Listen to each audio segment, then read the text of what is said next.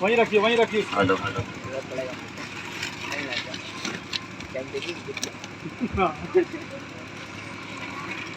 Stage پر بیٹھے باوقار علماء اہل سنت، شعراء اسلام، سامعین کرام، پردے میں رہ کر سننے والی خواتین اسلام، السلام علیکم ورحمۃ اللہ وبرکاتہ.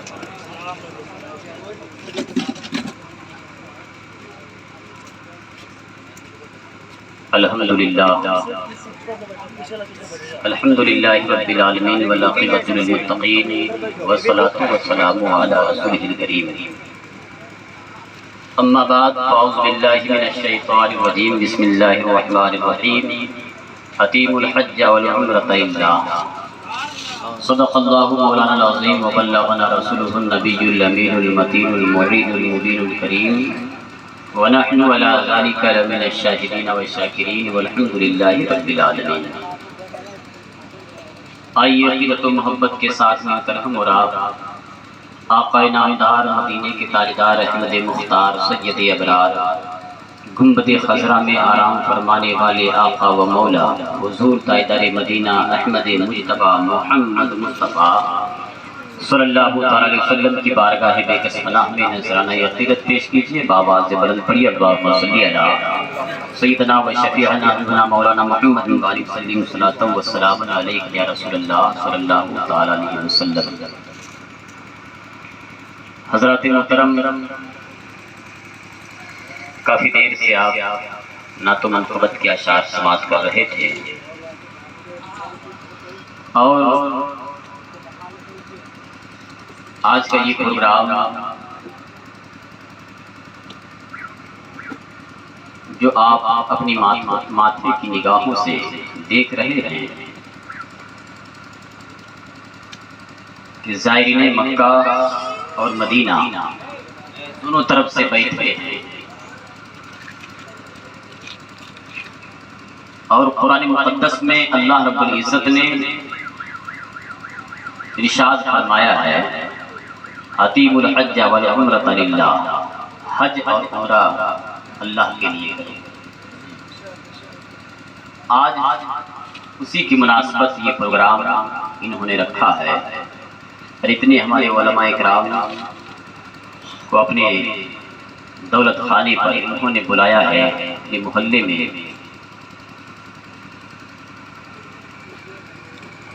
آپ کے بیچ میرے بعد ایک بہترین آواز کی مالک جو پورے ہندوستان میں اپنی آواز کی چہک، اپنی آواز کی پہچان چھوڑنے والی شخصیت قاری بلبل جمالی رونق افروز ہے. اور اس کے بعد پھر آپ کو بہترین خطاب سماعت کرنی ہے حیث علامہ مولانا علاء الدین چترویدی صاحب سے. بس میں حاضری دینے کے لیے آ گیا. میں تو آپ کے محلے میں اکثر و بیشتر آتا رہتا ہوں.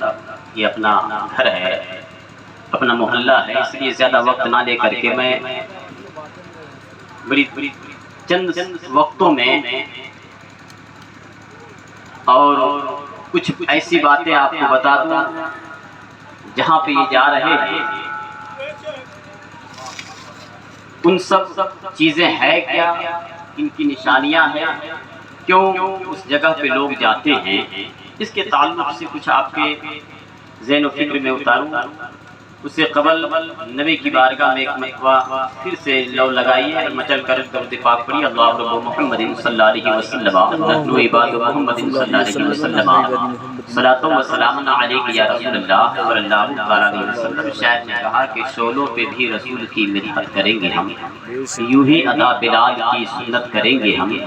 اور اے آسیو آپ ان کی زبان کی، ان کی الفاظ جو ہے اپنی زبان سے میں کہہ رہا ہوں.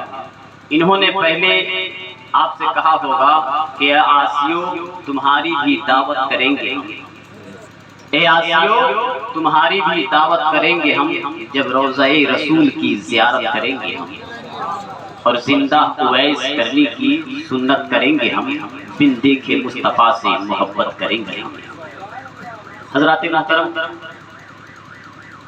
آپ جانتے ہیں کہ مکہ کی سرزمین پر ایک بہت ہی قدیم عمارت جس کو خانہ کعبہ ہم اور آپ کہتے ہیں اور جانتے بھی ہیں، وہ خانہ کعبہ کو بنانے سے قبل اس جگہ پہ جانے کے لیے اللہ رب العزت نے جب دنیا انسانیت کا سب سے پہلا انسان حضرت آدم علیہ نبینا علیہ السلام کو بنانے کا، ان کی تخلیق کرنے کا ارادہ رب نے فرمایا، فرشتوں کو بلا کر رب نے کہا کہ میں اپنا خلیفہ دنیا میں بنانا چاہتا ہوں، بھیجنا چاہتا ہوں۔ تو فرشتوں نے رب تبارک و تعالیٰ سے فرمایا، مولا تیری عبادت تو ہم فرشتے کرتے ہی ہیں، اے مولا تیری عبادت کے لیے ہم فرشتے کافی ہیں، تو انسانوں کو کیوں دنیا میں بھیجے گا، کیوں پیدا فرمائے گا؟ اے مولا تو نے انسانوں سے پہلے تو نے جناتوں کو بھی دنیا میں پیدا فرمایا، دیکھا نا کیسے وہ کتنا فساد کیے، پھر تو نے اس پر قہر نازل کیا، زمین کے اندر دھسا دیا۔ تو اللہ نے کہا انی عالم ما لا تعلمون، اے فرشتے جو میں جانتا ہوں تم نہیں جانتے۔ بے شک اللہ ناراض ہو گیا ان فرشتوں سے۔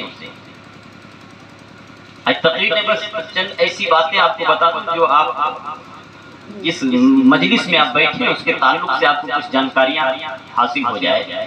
اللہ ناراض ہو گیا اور پھر رب تبارک و تعالیٰ کو راضی کرنے کے لیے فرشتوں نے ایک آپس میں مشورہ کیے اور عرش الہی کے ارد گرد گھومنے لگے۔ رب کو راضی کرنے کے لیے رب کو یہ ادا پسند آئی، رب کو فرشتوں کی یہ ادا پسند آ گیا۔ رب نے کہا اے فرشتوں میں راضی ہو گیا، اے فرشتوں راضی ہو گیا، مگر اب تجھے میں بتاتا ہوں اے فرشتوں اسی عرش الہی کے ٹھیک بیچوں بیچ زمین پر ایک اپنا گھر بناؤں گا، اسی عرش الہی کے ٹھیک بیچوں بیچ زمین پر ایک اپنا گھر بناؤں گا۔ جب تجھ سے میں ناراض ہو گیا نا تو تو نے مجھے راضی کرنے کے لیے میرے عرش الہی کے ارد گرد چکر لگائے، تو میں تو تیری ادا دیکھ کر میں راضی ہو گیا۔ اے فرشتوں میں جس انسان کو پیدا کرنے جا رہا ہوں، جس آدم کو پیدا کرنے کا ارادہ میں نے کیا ہے، اے فرشتوں میں تم سے مشورہ نہیں مانگ رہا، میں تمہیں اپنا حکم سنانے کے لیے بلایا تھا۔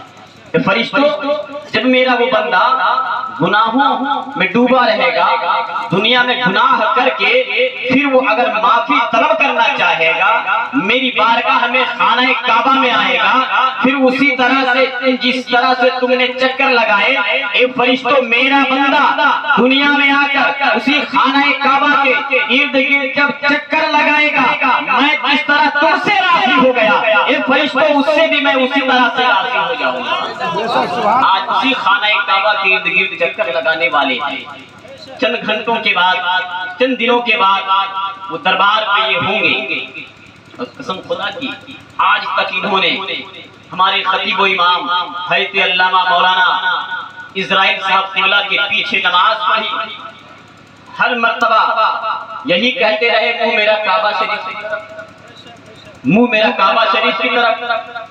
ہم نماز پڑھتے ہیں، چاہے دھنوار میں نماز پڑھے تو کہوں میرا کعبہ شریف کی طرف، رکنادی کی سرزمین پہ ہم نماز پڑھے تب بھی کہوں میرا کعبہ شریف کی طرف، ہندوستان کے کسی کونے میں نہیں پڑھے، دنیا کے کسی کونے میں کسی خطے میں چلے جائیں آپ کہیں گے میرا کعبہ شریف کی طرف۔ قسم خدا کی ہم جس خانہ کعبہ کی طرف منہ کر کے نماز پڑھتے ہیں نا، ان قریب اس خانہ کعبہ کی طرف اب منہ کر کے نہیں، اب یہ نہیں کہیں گے منہ میرا کعبہ شریف کی طرف، اب خود خانہ کعبہ ہمارے سامنے ہوگا، نگاہوں کے سامنے یہ خانہ کعبہ کو دیکھیں گے۔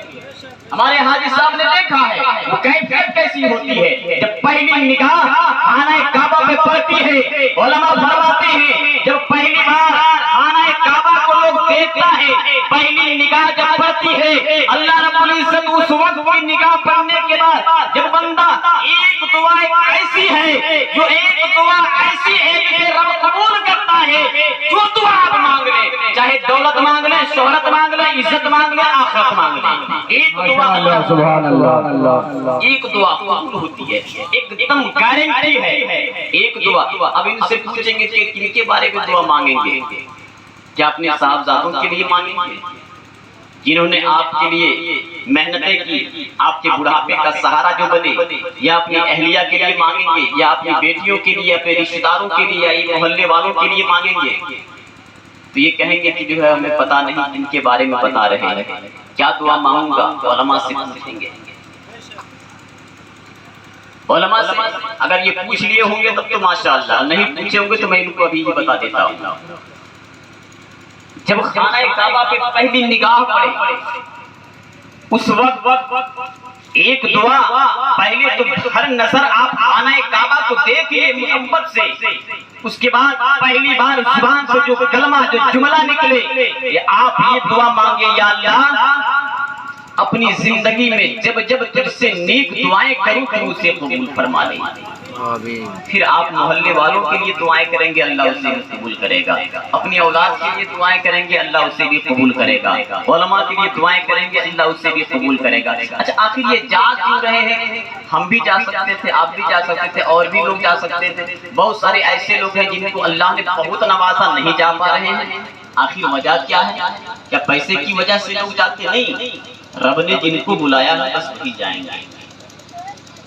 اللہ رب العزت نے جب حضرت آدم نبی علیہ السلام کو دنیا میں بھیجا، پھر حضرت ابراہیم علیہ السلام کو جب دنیا میں بھیجا، اور ابراہیم علیہ السلام کو جب حکم دیا کہ ابراہیم میرے گھر کی تعمیر کرو، خانہ کعبہ کی تعمیر کرنے کا جب حکم دیا، خانہ کعبہ جب تعمیر ہو کر مکمل ہو گیا تو ابراہیم علیہ السلام نے کہا مولا تیرا گھر مکمل کر دیا، مولا اب میرے لیے کیا حکم ہے؟ رب نے کہا ابراہیم علیہ السلام دنیا کے لوگوں کو بلاؤ میرے گھر کی طواف کے لیے۔ ابراہیم علیہ السلام نے کہا مولا یہاں تو کوئی آبادی نہیں، پروردگار یہاں تو کوئی آبادی نہیں ہے، چند لوگ ہیں، میری آواز کہاں تک پہنچے گی؟